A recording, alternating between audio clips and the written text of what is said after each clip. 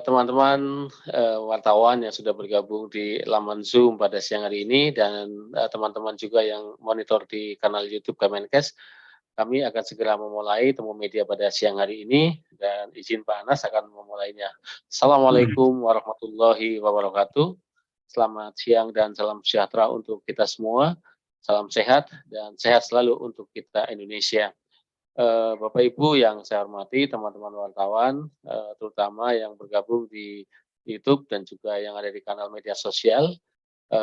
Sebelum kita mulai, kami akan memperkenalkan dulu narasumber kita yang akan menjadi pembicara pada siang hari ini adalah Dr. Anas Ma'ruf, MKM.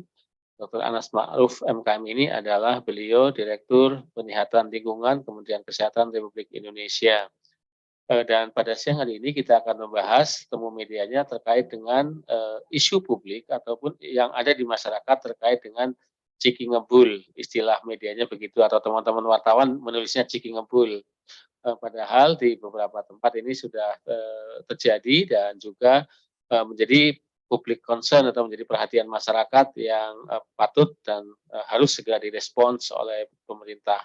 Dalam hal ini Kementerian Kesehatan menganggap penting dan ini perlu untuk pencegahan supaya tidak terjadi hal-hal yang tidak diinginkan lebih jauh kepada anak-anak kita dan juga bagaimana kewaspadaan orang tua dalam pola asuh dan pola bimbingan terhadap anak-anak kita bersama. Dan juga sekaligus memberikan edukasi kepada para penjajah ataupun penyiap makanan-makanan untuk anak-anak. Terima kasih dan kami persilahkan kepada Dr. Anas Ma'ruf untuk menyampaikan beberapa hal terkait dengan isu ini. Silahkan Dr. Anas. Baik, terima kasih Pak Busroni. Assalamualaikum warahmatullahi wabarakatuh. Selamat siang, salam sejahtera untuk kita semuanya. Om Swastiastu, Namo Buddhaya, salam kebajikan. Bapak Ibu, rekan-rekan media yang saya hormati, izin pada kesempatan kali ini kami dari Direktorat Penyihatan Lingkungan Kementerian Kesehatan diberikan kesempatan difasilitasi oleh Biro Komunikasi Publik untuk menyampaikan terkait dengan kewaspadaan kita terkait dengan maraknya konsumsi ya pangan jajanan berupa ciki ngebul, di mana beberapa kejadian terjadi akibat mengkonsumsi hal ini. Izin saya menyampaikan paparan dulu beberapa hal sebagai pengantar sebelum kita melakukan diskusi.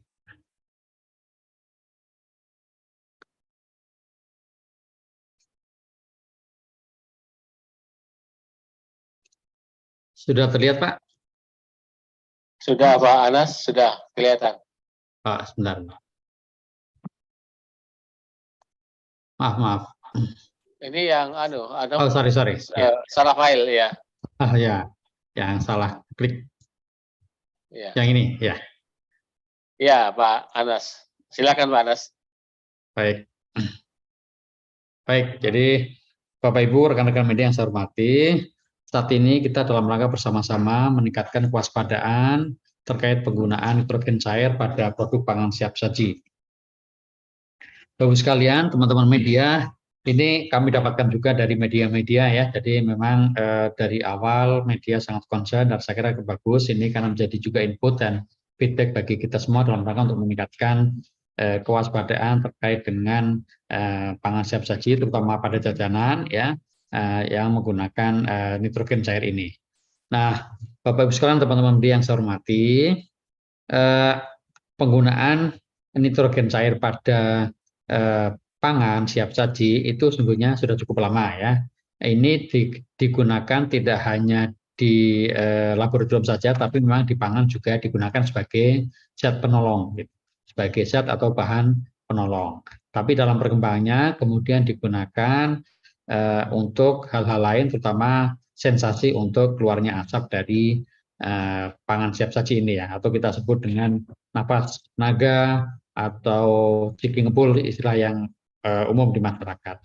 Nah, Bapak Ibu sekalian, mungkin Bapak Ibu teman-teman semua juga pernah merasakan. Saya pribadi juga pernah kurang lebih 4 tahun yang lalu ya makan ciki ngebul ini.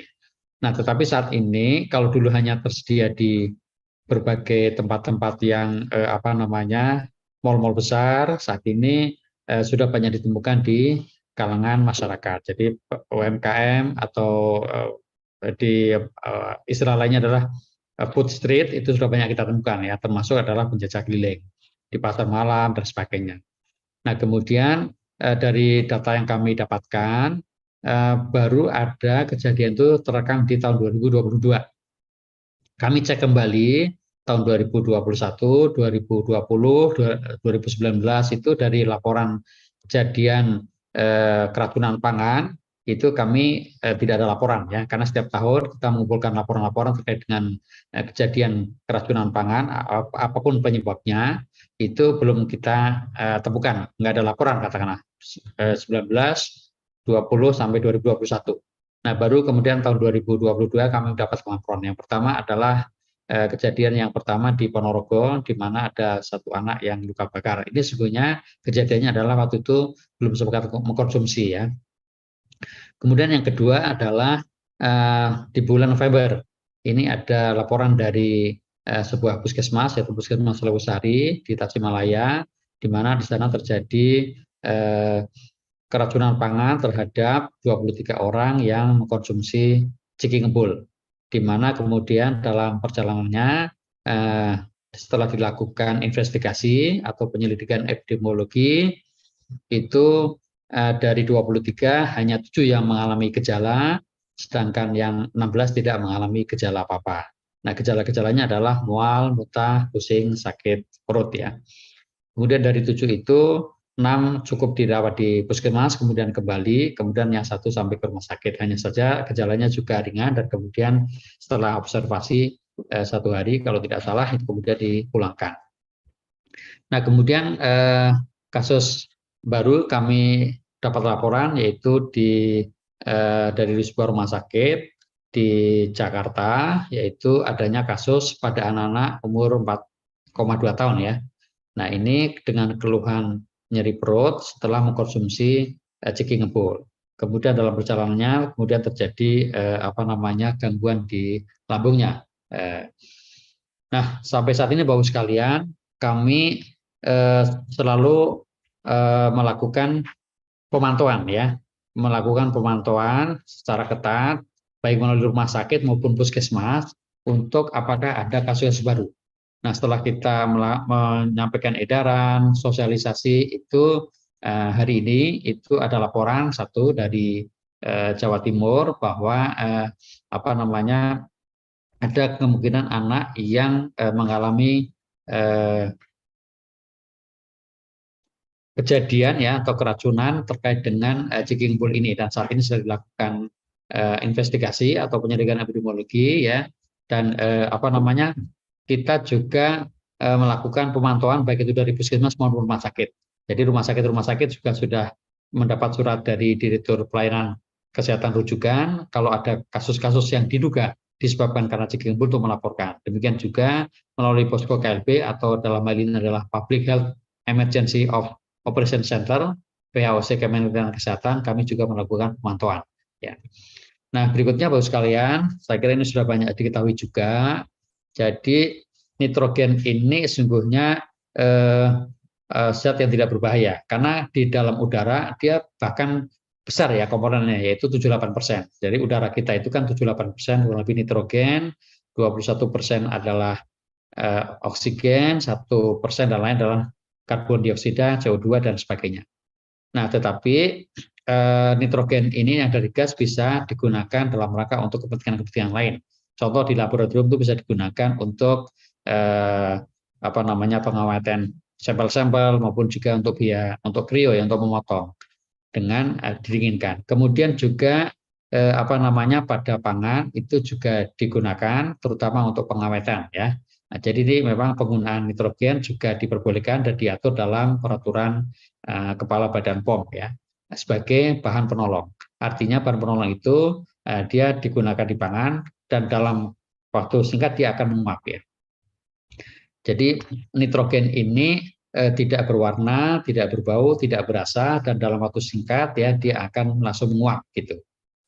Nah, tetapi nitrogen yang cair ini kan dingin ya, karena dia dalam teorinya disebutkan sampai 196 minus 196 derajat Celcius dalam bentuk cair. Nah, oleh karena itu kalau ini terkena pada kulit, pada mukosa itu menimbulkan persoalan ya. Jadi bisa menyebabkan radang dingin dan luka bakar atau cold burn ya, terutama pada jaringan-jaringan lunak, misalnya kulit, mukosa dan sebagainya. Demikian juga kalau kemudian terhirup ya, itu bisa juga menimbulkan persoalan karena dia masih dinginnya tadi ya, bisa menimbulkan masalah di pernafasan. Kemudian juga dapat menyebabkan gangguan di saluran pencernaan kalau dia tertelan ya. Bisa di tenggorokannya sampai ke lambung ya dan sebagainya. Sehingga ini bisa menyebabkan berbagai gangguan di saluran pencernaan kalau tertelan. Nah, Bapak sekalian yang saya hormati, oleh karena itu Kementerian Kesehatan telah melakukan koordinasi lintas sektor, lintas program ya dengan Kementerian Perindustrian, dengan Badan POM, dengan para pakar ya, kemudian juga dengan rumah sakit, termasuk juga dengan Dinas Kesehatan dan puskesmas-puskesmas. Nah, kami sudah membicarakan beberapa hal terkait dengan bagaimana fungsi nitrogen di dalam pangan ya. Nah, dan dinyatakan bahwa memang ini sering digunakan sebagai bahan penolong. Kemudian kita juga mencari data-data terkait dengan keracunan pangan yang disebabkan oleh chicken pool ini. Dan tadi sudah saya sampaikan, laporan adanya gangguan atau akibat yang ditimbulkan dari mengkonsumsi chicken pool ini baru ada laporan di tahun 2022. Kemudian kita juga membahas terkait dengan bagaimana penggunaan nitrogen cair pada penyajian pangan siap saji, mekanismenya seperti apa. Kemudian juga bahayanya bila tidak mengikuti standar keamanan pangan. Kemudian juga kita perlu melakukan kajian lebih lanjut dan kemudian juga kita mencermati beberapa bagaimana kebijakan pemerintah di negara lain, termasuk juga dari sisi literatur yang dilakukan penelitian oleh para pakar di luar negeri. Nah, rekan-rekan media yang saya hormati, jadi setelah kita mendapatkan laporan tadi ya di bulan November dan kemudian di akhir Desember, kita sudah melakukan rapat di tanggal 3 Januari. Maksud kita lakukan rapat yang tadi saya sampaikan. Kemudian untuk mencari informasi yang lebih lengkap, data-data, maka kemudian teman-teman di Direktorat Pelayanan Kesehatan Rujukan, Ditjen Yankes, itu memberikan surat ya kepada rumah sakit, juga Dinas Kesehatan, terkait dengan apakah ada kasus-kasus yang sampai ke rumah sakit. Demikian juga lewat tadi posko KLB atau PHOC Kementerian Kesehatan kepada puskesmas disampaikan kalau ada laporan-laporan ya. Dan kemudian sambil berjalan kita menyusun surat edaran ya, dan surat edaran ini sudah dikeluarkan pada tanggal 6 Januari 2023, yaitu surat edaran Dirjen Pencegahan dan Pengendalian Penyakit terkait dengan pengawasan terhadap penggunaan nitrogen cair pada produk pangan siap saji. Nah, kemudian secara luas kemarin tanggal 11 Januari kita juga sudah melakukan sosialisasi terkait kewaspadaan dini penggunaan nitrogen cair pada produk pangan siap saji. Ini diikuti oleh Dinas Kesehatan baik provinsi, kabupaten kota maupun sampai puskesmas, demikian juga rumah sakit ya, KKP, BTKL maupun juga lintas kementerian lembaga ya yang terkait. Kami undang untuk mengikuti sosialisasi ini. Nah, rekan-rekan media yang saya hormati, ini adalah isi dari surat edaran Direktur Jenderal Pencegahan dan Pengendalian Penyakit ya, Dirjen P2P ya, nomor KL.02/C/90/2023 tertanggal 6 Januari 2023. Ini mungkin juga sudah banyak bisa diakses oleh Bapak Ibu rekan-rekan media. Nah, isi dari upaya kewaspadaan ini adalah antara lain satu, kita meminta kepada Dinas Kesehatan Provinsi, Kabupaten Kota, Puskesmas, BTKLPP, serta KKP untuk melakukan pembinaan dan pengawasan terhadap produk pangan siap saji yang menggunakan nitrogen cair ini di wilayah kerjanya masing-masing. Kemudian kedua, kita juga minta untuk memberikan edukasi. Ya, selain di pusat melakukan berbagai edukasi dengan berbagai media yang ada atau kanal-kanal yang ada, kita juga minta kepada teman-teman di daerah untuk memberikan edukasi kepada pelaku usaha, juga pihak-pihak lain yang terkait yaitu terhadap bahaya nitrogen cair pada pangan siap saji. Kemudian kita juga minta pada teman-teman ya di daerah untuk memberikan edukasi kepada sekolah-sekolah, kepada anak-anak terutama ya, kemudian juga masyarakat terutama orang tua yang punya anak kecil ya, terhadap bahaya nitrogen cair pada pangan siap saji. Kita minta masyarakat untuk tidak mengkonsumsi karena mengingat bahayanya.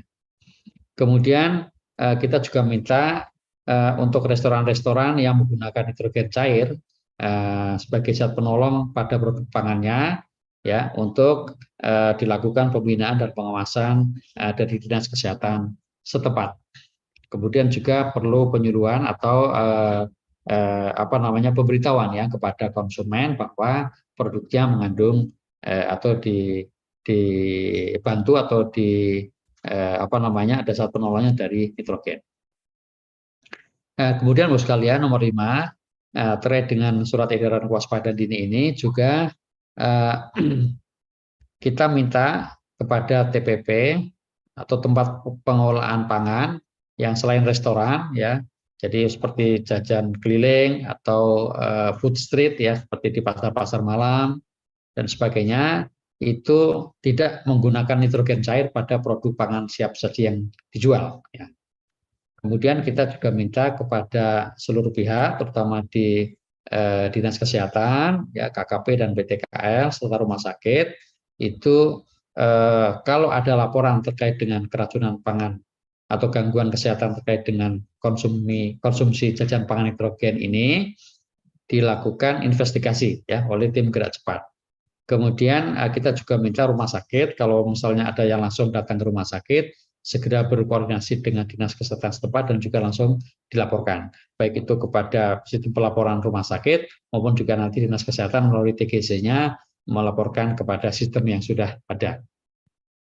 Pelaporannya adalah melalui Public Health Emergency Operation Center, ya, di situ ada alamat webnya, kemudian juga ada alamat emailnya, maupun juga ada nomor WA-nya. Nah, ini Bapak Ibu sekalian, rekan-rekan media yang kami lakukan, tentu kami mengamati terus-menerus ya, terutama adalah laporan-laporan daripada rumah sakit maupun puskesmas. Kemudian juga setelah kita lakukan sosialisasi, saat ini teman-teman di daerah sudah mulai bergerak ya, memberikan pengawasan terhadap para pelaku usaha yang menggunakan nitrogen cair sebagai zat penolong ya, terutama adalah ketika digunakan untuk pangan siap saji, di mana pangan siap sajinya ini berupa jajan atau panganan.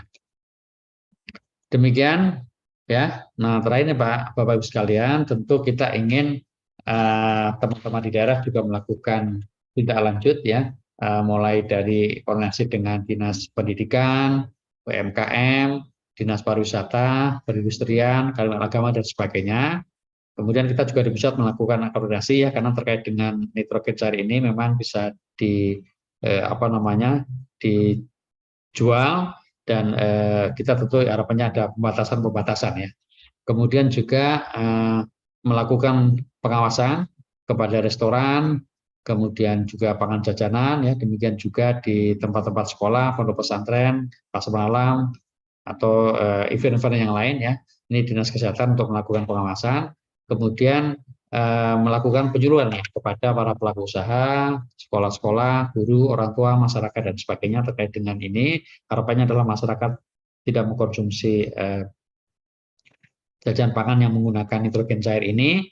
Nah, kemudian secara umum kita bersama-sama memberikan edukasi ya kepada masyarakat terkait dengan bagaimana manajemen risiko ya bahaya nitrogen cair, baik itu nanti dilakukan di restoran besar maupun juga yang di tadi pangan jajanan yang dikonsumsi oleh masyarakat terutama oleh anak-anak. Jadi ada dua hal, satu kita lakukan juga terkait dengan di restoran-restoran maupun juga kita lakukan terutama adalah yang tadi di tingkat pangan jajanan. Demikian Pak Busroni dan Bapak Ibu rekan-rekan media sebagai pengantar kami pada kesempatan kali ini. Terima kasih.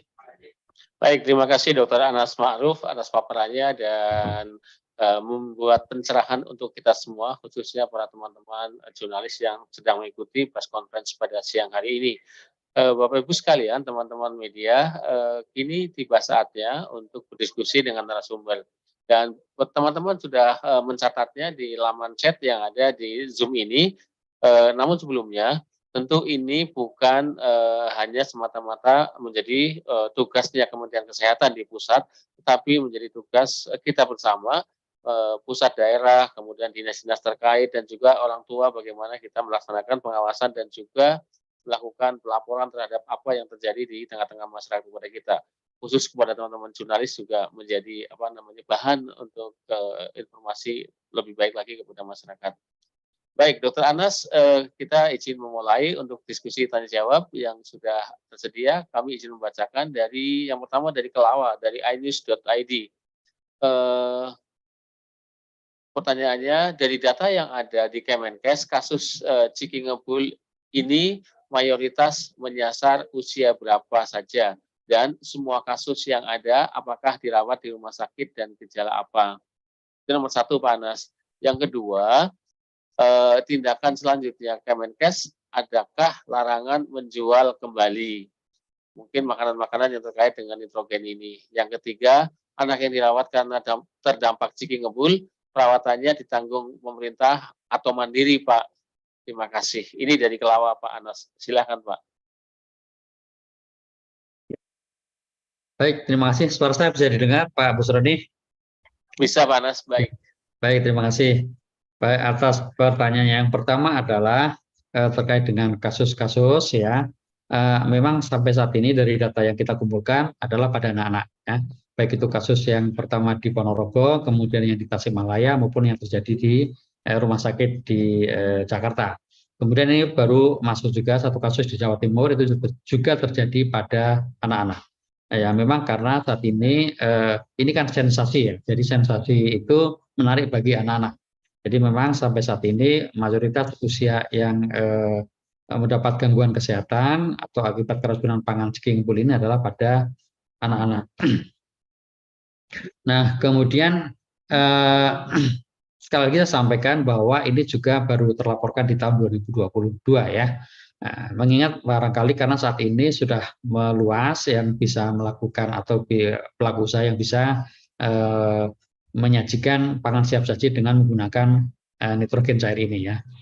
Nah, kemudian terkait dengan pertanyaan yang kedua, yang berikutnya, jadi sesuai dengan surat edaran Kementerian Kesehatan, maka kita saat ini adalah merekomendasikan tidak menggunakan nitrogen cair pada pangan siap saji, terutama untuk di jajanan ya. Jadi untuk para pelaku usaha yang misalnya keliling atau di pasar malam atau di yang katakanlah di masyarakat itu kita rekomendasikan untuk tidak menggunakan nitrogen cair pada pangan siap sajinya, mengingat ada beberapa kasus yang dilaporkan akibat mengkonsumsi Ciki Ngebul ini. Kemudian pertanyaan berikutnya terkait dengan pembiayaan. Jadi Bapak Ibu sekalian yang kami hormati, penetapan status KLB itu kan melihat besaran dari persoalan ya. Jadi itu nanti sesuai dengan aturan yang ada, penetapan KLB itu dilakukan oleh pemerintah daerah. Kemudian segala sesuatunya mengikuti ketentuan yang berlaku. Nah saat ini Bapak sekalian, itu kan kejadiannya baru sporadis ya, sporadis. Tadi kan masih di beberapa tempat yang tersebar. Nah, sehingga yang kita utamakan adalah bagaimana melakukan kewaspadaan. Sekali lagi sasaran kita adalah selain kepada edukasi untuk masyarakat, kemudian juga edukasi kepada pelaku usaha.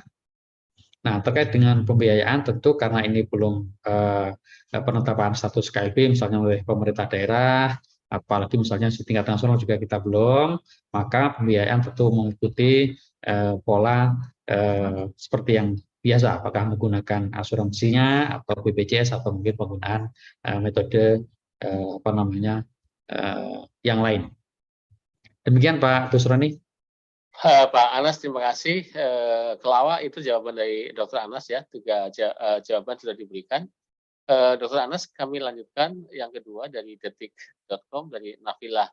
Pertanyaannya, apakah ada kasus baru di Januari 23? Tadi sudah dijawab, ada, tetapi penjelasannya nanti berikutnya oleh Dokter Anas. Kemudian mungkinkah ada pelarangan konsumsi ciki ngebul jika kemudian kembali ditemukan korban?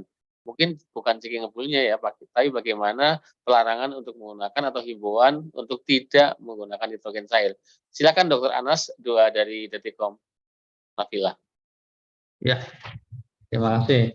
Yang pertama, di bulan Januari ini kita barusan mendapatkan laporan ya, satu kasus di Jawa Timur. Ini sedang kita lengkapi data-datanya ya dan sebagainya. Dan kemudian memang untuk sementara dari data yang kami peroleh ya ini karena mengkonsumsi anak-anak, mengkonsumsi ciki ngebul ya. Kemudian gejala-gejalanya adalah mual, muntah, kemudian juga sakit perut. Nah, kemudian Bapak Ibu sekalian yang saya hormati, terkait dengan sekali lagi untuk apakah ini kemudian tindakan seperti apa, kita akan selalu mengikuti perkembangannya ya. Tadi saya sampaikan sesuai dengan surat edaran adalah kita menghimbau dan merekomendasikan untuk tidak menggunakan nitrogen cair ini karena bahayanya faktor risiko yang bisa ditimbulkan ya, sehingga kita merekomendasikan untuk tidak menggunakan nitrogen cair pada pangan siap saji berupa jajanan pangan jajanan ini ya. Karena sekali lagi dari data yang ada anak-anak yang lebih banyak terkena. Demikian Pak Bus. Mungkin ada yang kelewat? Ya, enggak, cukup dijawab sudah semuanya. Dokter Anas, terima kasih. Kemudian yang ketiga dari Intan dari Kompas. Pertanyaannya yang satu, jadi untuk kasus yang ada saat ini, artinya keracunan makanan karena ciki ngebul atau keracunan makanan karena nitrogen cair. Itu yang pertama, Dok. Yang kedua, dengan adanya laporan kasus saat ini, apakah ada rencana atau keputusan untuk menetapkan status KLB keracunan makanan? Apakah ada larangan untuk penggunaan nitrogen cair pada produk pangan? 2 dan 3 sudah dijawab tadi Dokter Anas, yang nomor 1 aja dari Mbak Intan, silakan dari Kompas. Ya. Jadi Mbak Intan dari Kompas ya, ini kan sebenarnya menggunakan snack yang ada, ya snack yang ada, tapi kemudian disajikan setelah dicampur dengan nitrogen cair. Jadi kalau snacknya sih nggak masalah ya, karena kalau kita lihat dari video-video maupun kita pernah mungkin merasakan sendiri, pernah mencoba sendiri, itu adalah snack-snack ciki-cikian yang memang ada di pasaran ya. Nah, tapi kali ini penyajiannya dengan nitrogen cair, sehingga ada sensasi tadi nitrogen yang dingin sekali, kemudian di suhu udara dia langsung menguap, ya kan? Nah, menguap gitu. Nah, sebelum menguap habis, dimakan masukkan ke mulut. Akibatnya apa? Muncul asap yang keluar dari mulut atau hidung yang bisa sensasi seperti nafas naga atau dragon breath ini. Nah, inilah yang menjadi risiko kesehatan adalah terkait dengan penggunaan nitrogen cairnya. Jadi bukan keracunan pangan karena snack atau ciciannya, tapi karena penggunaan nitrogen cairnya. Inilah yang terjadi dan karena tadi saya sampaikan di awal bahwa nitrogen cair ini dalam bentuk suhu yang sangat dingin ya, sehingga ini bisa menimbulkan persoalan. Jadi persoalannya bukan karena nitrogennya, tapi karena suhu dinginnya. Jadi adalah fisik ya, jadi physical hazard ini. Jadi lukanya karena fisik akibat suhu yang sangat dingin. Maka disebut dalam kata lain adalah cold burn atau luka bakar dingin. Gitu. Demikian Pak Bus. Ya, luka bakar dingin pada yang mengkonsumsi. Baik, Dokter Anas, terima kasih. Begitu Mbak Intan. Yang berikutnya kami lewati dari RTV karena tidak ada pertanyaannya. Kita lanjut ke Vanessa dari gridhealth.id. Pak, evaluasi di lapangan seperti apa, Pak? Apa yang menyebabkan ciki ngebul ini menjadi bermasalah baru pada tahun 2022? Padahal jika dilihat penggunaannya ciki ngebul ini sudah di tahun-tahun sebelumnya.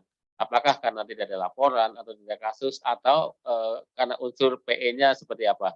Ini yang ditanya, karena dari 2019, 2020, 2021 sudah ada konsumsi ini. Dokter Anas, silakan. Ya, terima kasih atas pertanyaannya. Bapak Ibu rekan-rekan media yang saya hormati, di dalam sistem kita setiap kejadian dalam konsep kita namanya KLB, tapi KLB dalam artian adalah adanya peningkatan kasus atau dari nol tidak ada menjadi ada. Itu terkait dengan pangan kita melakukan pemantauan setiap tahun.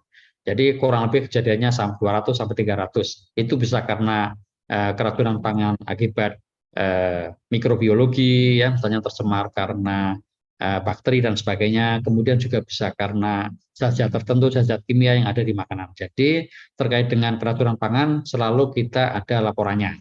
Ya, KLB yang sifatnya lokal, keracunan pangan itu kami punya laporannya. Dan setiap tahun kita data ya.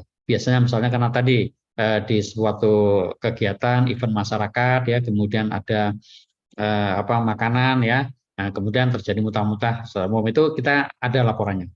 Nah, terkait dengan Jigging Bull ini memang kita cek dari tahun 2019 sampai 2021 kemarin itu tidak ada ya. Kita juga pastikan baik itu di rumah sakit maupun juga di sistem laporan posko KSP kita atau Public Health Emergency of Operation Center tadi.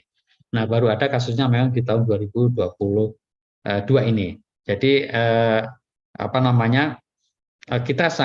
kita tahu betul bahwa teman-teman di jajaran Dinas Kesehatan Kabupaten Kota sampai Puskesmas itu tiap ada kejadian peningkatan kasus atau dari nol menjadi ada itu pasti akan dilaporkan melalui perlaporan KLB dalam 1 kali 24 jam.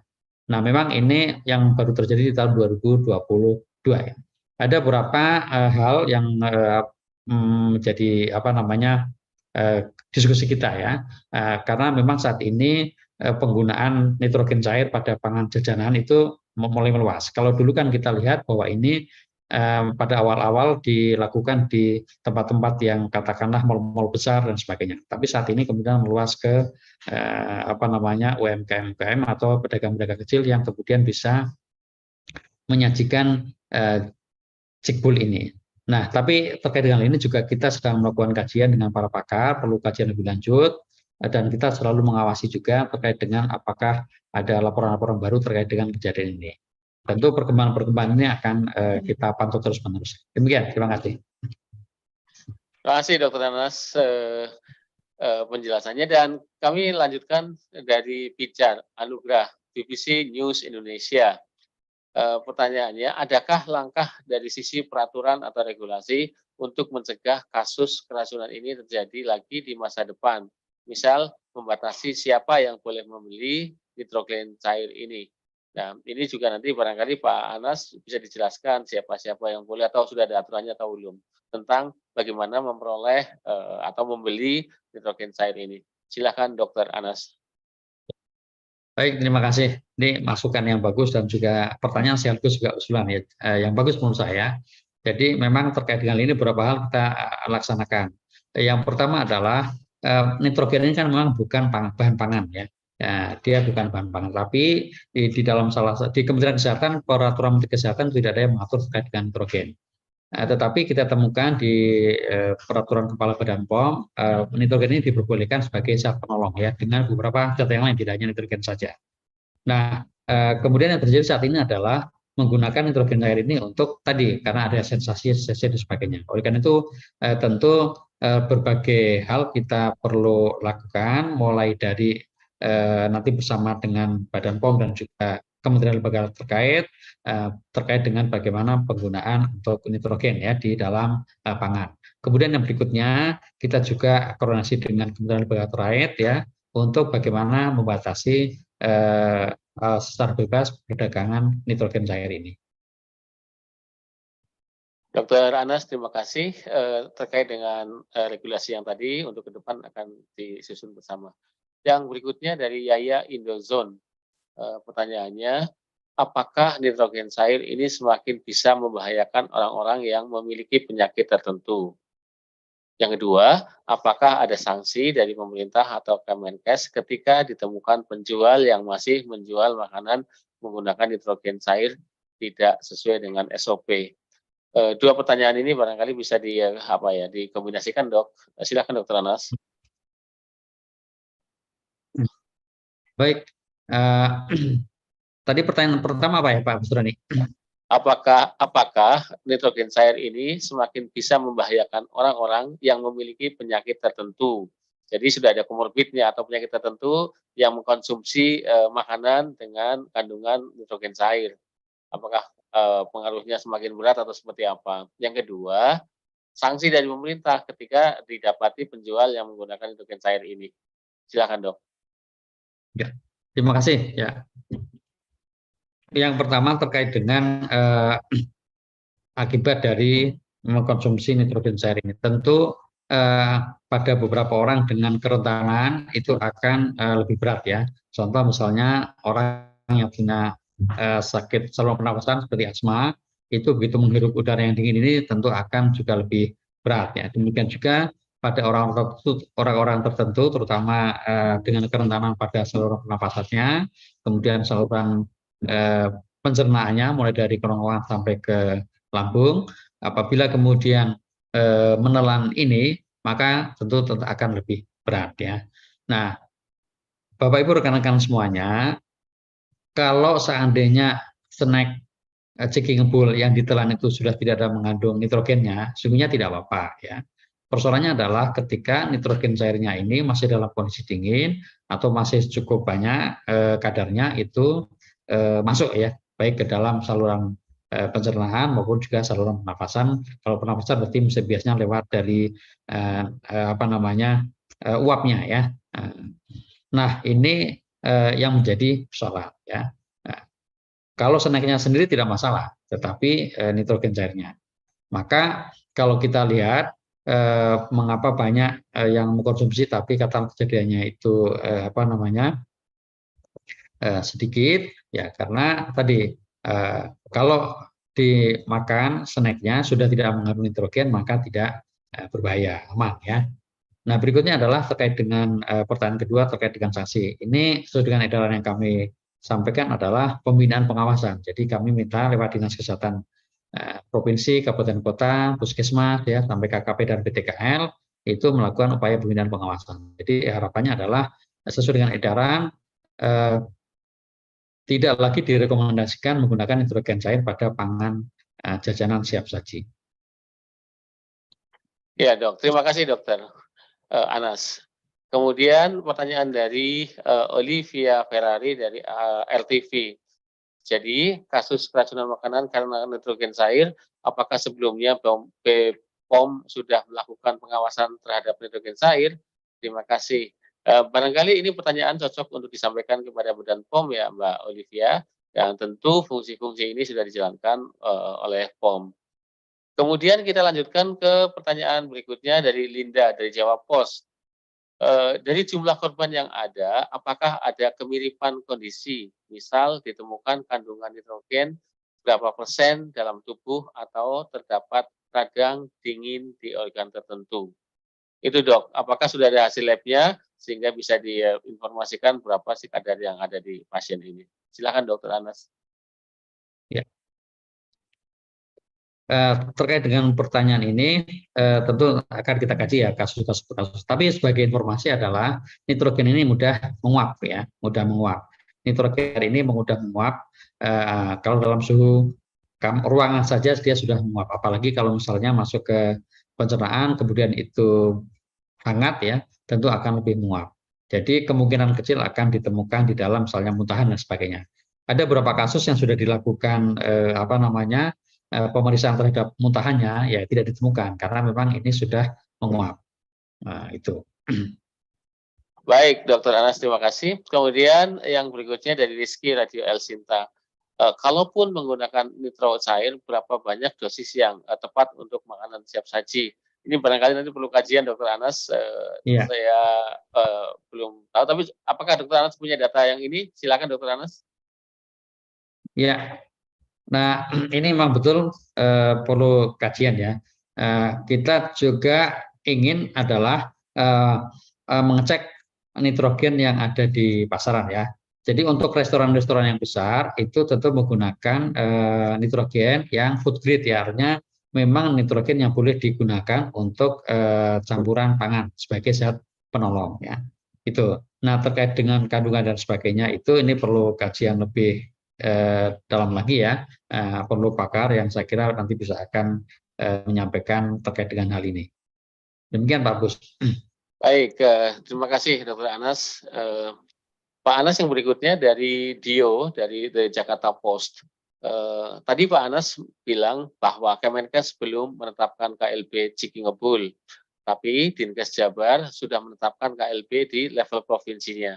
Bagaimana tanggapan Kemenkes? Apa masing-masing provinsi punya kewenangan untuk menetapkan KLB-nya sendiri? Itu yang pertama, Dok. Yang kedua, salah satu orang tua menyebutkan bahwa lambung anaknya bolong sampai 2 cm karena ciki ngebul, akibat ciki ngebul. Apa ini betul? Apa kira-kira risiko paling berbahaya dari ciki ngebul ini? Dokter Ana, silakan yang pertama dulu barangkali terkait dengan penetapan KLB dan kewenangannya. Silakan, dokter. Ya. Yang pertama ingin saya sampaikan, jadi kejadian luar biasa itu kalau dalam pengertian kita di dalam peraturan Menteri Kesehatan itu adalah kejadian di mana adanya peningkatan kejadian atau kasus dalam kurun waktu tertentu, atau dari tidak ada menjadi ada. Tapi itu adalah pengertian dari KLB. Sedangkan penetapannya itu adalah oleh pemerintah daerah. Jadi misalnya di suatu pemerintah daerah tingkat kabupaten kota ada suatu kejadian di hari katakanlah, kemudian kok jumlahnya meluas dan terus-menerus boleh ditetapkan oleh KLB. Kemudian demikian juga di tingkat provinsi kalau misalnya ini antar provinsi dan sebagainya. Kita akan cek lagi apakah di Provinsi Jawa Barat betul sudah menetapkan KLB. Jadi mohon dibedakan antara pelaporan tentang KLB dengan penetapannya ya. Nah, jadi kalau KLB tadi sekali lagi misalnya dari tidak ada menjadi ada atau sudah ada tapi terjadi peningkatan meningkat tajam dalam kurun waktu tertentu. Nah, kemudian nasional itu juga akan tentu melihat terus perkembangannya ya. Sampai saat ini kita tidak menetapkan atau belum menetapkan KLB terkait dengan hal ini. Yang kita keluarkan adalah kewaspadaan terkait dengan keracunan pangan yang disebabkan karena konsumsi dari pangan siap saji yang menggunakan nitrogen cair. Demikian Pak Bus. Ya, Dok. Terima kasih, Dr. Anas. Kita lanjut, masih ada 3 pertanyaan lagi, Dok, sebelum kita akan mengakhiri barangkali. Dari Andi Kata Data, apakah meningkatnya penggunaan nitrogen cair ini dikarenakan harga nitrogen cair yang menurun? Ini perlu kajian juga di pasar. Atau nitrogen cair yang mengandung bahan tidak seharusnya. Kemudian ranahnya ini bukan di ranah Kemenkes, Pak Anas. Kemudian berikutnya, langkah konkret apa yang akan dilakukan Kemenkes dalam mengawasi arus nitrogen cair di pangan siap saji? Ini juga mungkin adalah ranahnya POM, terutama pada UMKM dan juga pada usaha-usaha, pengawasan pada usaha-usaha menengah dan usaha-usaha kecil. Yang berikutnya, Andika Kumparan. Izin bertanya, apakah Kemenkes masih terus memantau para korban yang telah dinyatakan sembuh? Apakah ada dampak lanjutan dari anak-anak yang sudah dinyatakan sembuh, misal kerusakan organ atau apa? Itu, Dok, yang bisa dijawab barangkali yang dari Andika. Silakan, Dok. Ya, terima kasih atas pertanyaannya. Nah, terkait dengan hal ini, dari kasus-kasus yang sudah ada kan memang sudah sembuh total ya. Jadi sampai saat ini dari kasus yang cukup berat sampai rumah sakit itu kan baru 1 yang sampai kemudian tadi disampaikan adalah dilakukan operasi ya di rumah sakit di Jakarta itu. Nah, kita pantau memang saat ini sudah kondisinya baik ya. Nah, terkait dengan apakah nanti ada kejadian ikutan atau yang lama itu kita perlu kajian. Tapi saya kira kita melakukan pemantauan lewat dinas kesehatan setempat dan puskesmas ya terkait dengan kejadian ini. Nah, berdasarkan teori Bapak Ibu teman-teman semuanya, sekali lagi ini kan bukan karena zat yang kemudian masuk misalnya ke dalam darah atau ke dalam tubuh kita yang kemudian lama. Tapi nitrogen ini kan sekali lagi kejadiannya atau gangguan kesehatannya diakibatkan karena physical hazard ya. Nah, tentu kalau kemudian ini bisa disembuhkan, tidak akan ada kejadian berikutnya. Ini berbeda dengan misalnya keracunan bahan kimia tertentu yang lain ya, yang sampai masuk ke darah, lalu terus sebagainya. Jadi sekali lagi begitu selesai mual muntah, kemudian pusing dan sebagainya tentu akan sehat kembali seperti sedia kala. Tetapi sebagai masukan ini juga bagus sekali sekarang saya kira usulan dari teman-teman media ya untuk kita memantau apakah ada efek berikutnya gitu. Terima kasih Pak Iya, Surandi. Dr. Anas. Terakhir sekali Dr. Anas dari Fitra Pro 3 RRI per tanggal 11 Januari 2023 berapa total kasus yang dilaporkan, Dok? Ya, kalau total yang dilaporkan dengan yang gejala ya, tadi kan di Ponorogo 1 orang, kemudian di Tasikmalaya adalah 23 orang ya, tapi sekali lagi hanya 7 yang bergejala, jadi 7 yang kita anggap 8, kemudian 1 orang di rumah sakit di Jakarta dan 1 orang lagi ini baru dilaporkan dari Jawa Timur ya. Jadi ada 1 tambah 7 tambah 1 tambah 1 gitu. Jadi ada sekitar 10 kasus ya yang dengan gejala gitu. Baik, Dr. Anas, sudah habis pertanyaan dari teman-teman media dan wartawan yang ada di laman Zoom ini dengan berbagai pertanyaan dan juga jawaban-jawaban yang sudah diberikan oleh Dr. Anas mencerahkan kita semua dan khususnya kepada masyarakat melalui teman-teman wartawan di media masing-masing. Dr. Anas, terima kasih atas waktu dan juga pencerahannya kepada kita semua dan juga buat teman-teman wartawan yang sudah bergabung. Kami ucapkan terima kasih. Fungsi edukasi ada di pemerintahan, ada di wartawan dan juga dari kita semua. Edukasi publik lebih cepat, lebih baik, tetapi dengan data yang akurat dan dari sumber yang benar dan terpercaya. Terima kasih. Semoga temu mediasi yang hari ini memberikan manfaat yang banyak buat kita dan khususnya kesehatan Indonesia. Kami akhiri, wabillahi taufiq wal hidayah. Assalamualaikum warahmatullahi wabarakatuh. Terima kasih. Terima kasih Pak Bus, teman-teman semuanya. Ya, teman-teman di program, terima kasih juga yang sudah mendukung selenggaranya. Sukses Pak Bus. Ya, terima kasih. Selamat bertugas.